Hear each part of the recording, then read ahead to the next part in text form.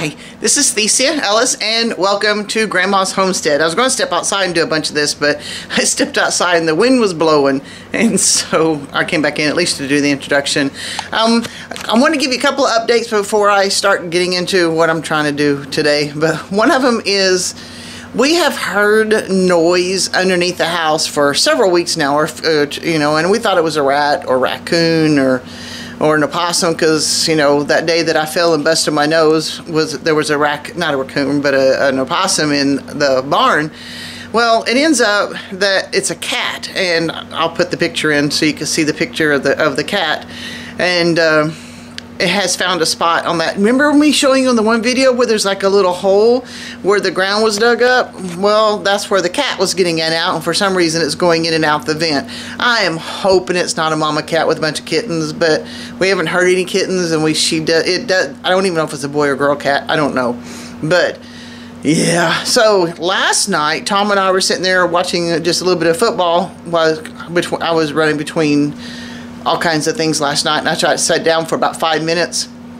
We heard a terrible racket out front, and we run out, and I missed the whole thing. I've got my phone out, thought I was recording it with my phone, was not, but so there was a cat fight on the front porch. Opar was in combat with that other cat, and I worried about him because when he first holed up in our barn, he was fine, but then a few weeks into it, he got sick or something, and he's about half blind and half deaf, and he did get smacked once. It didn't look like, I'm wondering if the cat caught him in the face, but I'm not seeing any blood or anything. But yeah, he fought for his front porch, and then they were underneath the car having a battle too. And because we were not hearing anything specific underneath the house at the time, Tom put a block over that hole, and we thought that we kind of had everything under control. But then this morning, I was hearing a ruckus underneath the house. I mean, it sounds like some sort of rodent with a peg leg. It thunks and thunks and thunks inside of the vent that's underneath the house. And it's just one vent that goes down the length of the trailer house here. And I keep wanting to try and retrain myself to say mobile home, but you know what? In my brain, this is a trailer house. It just is. It's a trailer house, but that's beside the point. And so I was trying to figure out what was going on with that this morning. I'm thinking, well, did it find another hole or something? But no. For one thing, I'm wondering why Tom put the brick like that, but he did. But look, you can see where the cat dug out so he can get back up underneath the house. So that kind of worries me a little bit, but looks like I still need to do some, because there's another spot right there. This is where sorry for the wind. This is where the sewage comes out and goes to the septic tank over there. But yeah, so, and this is the north side of the house. And see, look, it's holding so far. And we've had some pretty wicked winds and wicked north winds. But yep, I've got a cat that likes living underneath my house, and I have to admit, I'm not real happy about it. So that made for some excitement. It was kind of interesting, and I really had hoped I could got footage of it, because it was, at one point, it was a pretty interesting battle. And if I had gotten the footage, because I'm standing there looking at it, then it would have been pretty cool. But no, I had it on video, but I had not pushed record, and so yeah, I was a little disappointed in that. All right, speaking of disappointment, okay, this is kind of a mixed thing, okay. Last Saturday was the last, yes, I know, it's way long time ago, but I've got to tell you how it happens, and when the videos come out, you're going to just know that the old lady just can't get her footage out in good time. So last Saturday was the last day of antlerless season for deer, and Tom decided to go hunting, and he did get a small buck. I think he called it a yearling, and so I was hoping that we could work on the bathroom and get the subflooring replaced, and it wasn't to be, because you got to take care of, when you get a deer, and you got to take care of it. So that's what he did, and was working on it even on New Year's Day, or actually the 2nd, on the Monday that he was off. So we've got more meat in the freezer. That's good, but my bathroom's still not done. And not only is it not done, but we did something. Well, let me show you. In order to get that top thing off, basically we cut this vent pipe right there, and I've got it plugged, and it's not helping, and that's what I'm trying to say though. So to get the board off, we cut this and pulled the pipe out for a little bit and got the board out. So all of the, except for what's holding the toilet to keep it from falling through the floor, is up and out. I even pulled, you know, because I've got this, I'll put it back in before I'm done for the day, but because that's my hole that goes down into the ground there, down there where the cat is somewhere.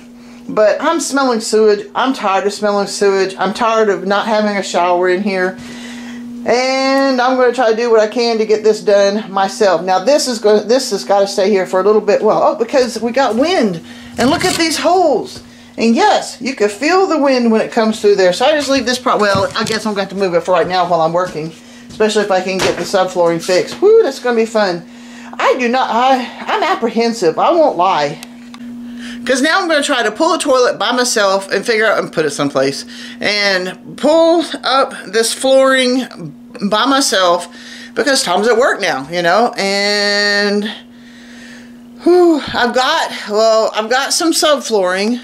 This is the hallway that goes back to the girls' room. And I can't turn on the light. That light fixture's broken. There's a lot of things in this house broken. But I've got 2 pieces of subflooring here. So if nothing else, if I pull something up, I can, even if I had to cut it or something to get it to fit there, I don't know. Well, I can cover the floor if I need to for nighttime or whatever to keep me from falling through the floor or whatever. Obviously, it's a corner, and I'm not going to be traveling in that direction once I get the toilet up. But it's still going to be a big hole in the floor. But I've got something to cover the floor with.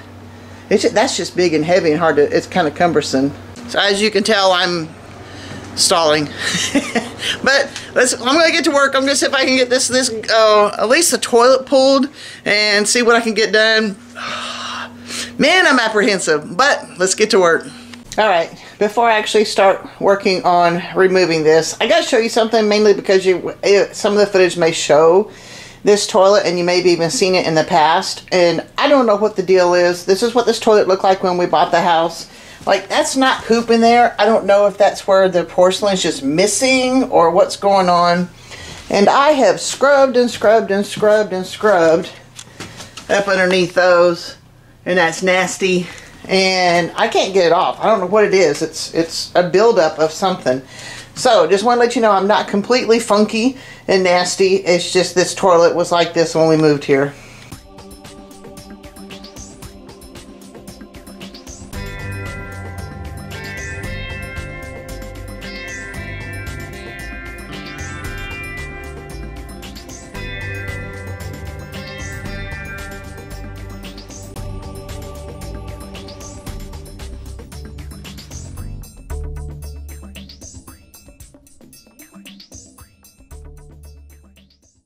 Alright, well, I got it pulled. I'm dedicated now. And I had seen these silicone wax rings. So now they're not wax. The silicone rings at not Home Depot, Lowe's. And wondering how they did. And honestly, I think this one did okay, but I don't know. But I also knew that when I was down there pulling the screws on those things that, yeah, this was sinking. So this whole thing, even with the plywood on it, was getting pretty darn soft. So yeah, regardless how I felt about pulling this or any of that stuff, it had to be done. So I guess what I'm going to try to do now is remove the stuff, I think they call it a flange, and see if I can get that up and then eventually pull out this plywood. And yeah, I mean, like I said, I could still stuff something down in there. I mean, honestly, that didn't work. I don't know why, to keep the smell out. It's been smelling in here. That's another reason I don't care if I have help or not. I got to get this done because it stinks in this bedroom. So let's see what we can get done here.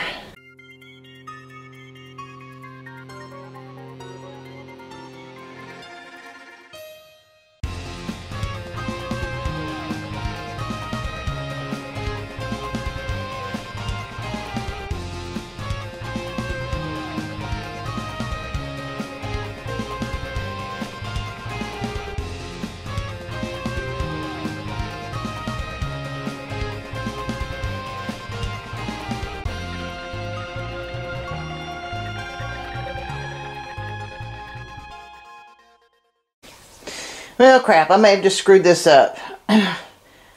Sometimes I don't pay attention. Well, I pay attention.